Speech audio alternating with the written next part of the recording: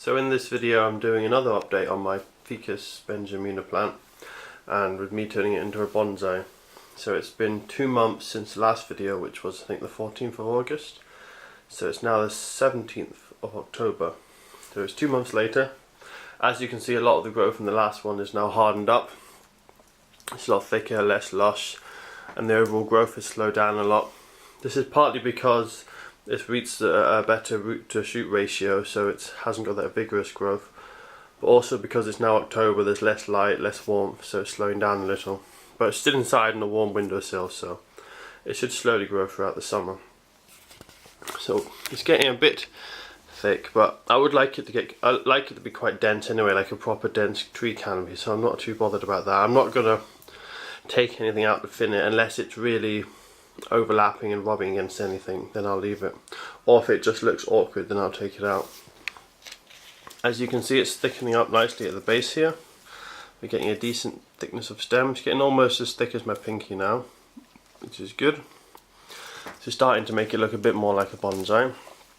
I'm going to leave these lower branches for now. The reason for that is they'll help draw sap and energy, and it will actually get thicker here at the base. If I cut these off, it would stay thin all the way up. It would just evenly thicken all the way up to the top here where the other branches come out.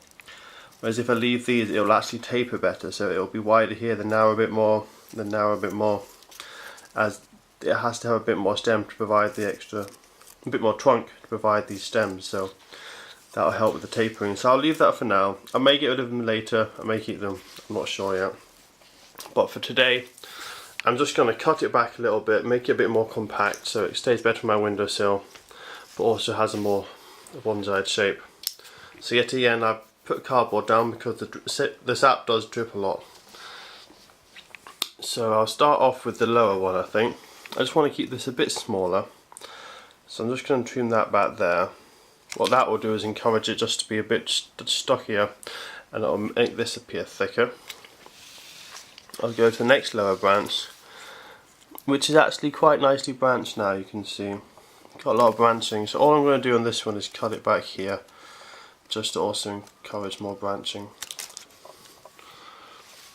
So the next one, this one's a very long branch. I think that looks a bit out of character for a bonsai, so I'm going to cut that back about, probably about here, and hope that it branches and fills this gap that we have here. I'll just cut that, just as I say, for all of them you have to do it just in front of the node, so that it branches nicely and doesn't have a big bit at the end. I'll show an example here. Here, that wasn't cut quite close enough to the last node, and that's got a little bit extra. Whereas you can see this one at the top here, if it'll focus, was cut right to the node, and there's not any extras, not too much of a stump. So that's why you want to cut it to the node ideally. You can already see the sap starting to leak out there. That's another reason I like to start at the base and work my way up, so I don't get covered in sap as I'm going up the tree. So this one's already starting to branch nicely. Quite happy with that. I'll leave that for now, I might come back to it later. This branch here, I'm also happy with the amount of branching, although it's getting a bit far out of what I'd like as the tree line, so I'm just going to cut it here at that point. Now what that will do will cause these two to grow more, so this one here and there to grow more, and it will also encourage other ones to branch more, make it a fuller tree. And I want to do something similar with this one. You can see it's quite an outlier, so that one I'm going to have to cut quite hard. And unfortunately the next node isn't until right back here, so I'm going to cut it hard to there. That will encourage it to bush and should fill that better, instead of having a long spindly one. So you can see that I've reduced the crown somewhat. So I want to do something similar with the top. So what I'm going to do is I'm just going to have kind of like a dome shape like that. So this one I'm going to cut here. That branch, and this one as well I'm going to cut quite far back to this node. I'm going to move that.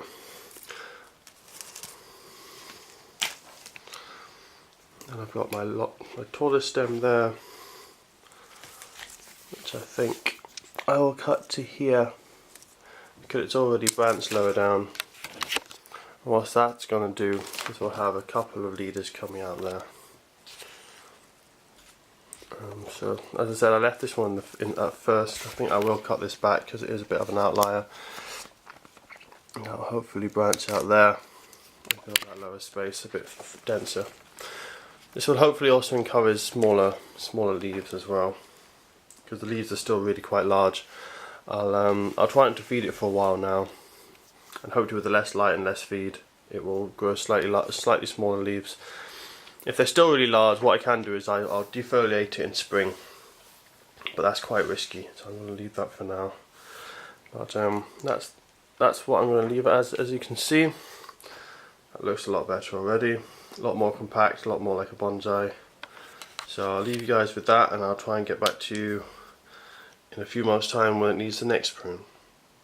Hopefully the stem will keep thickening up as it grows.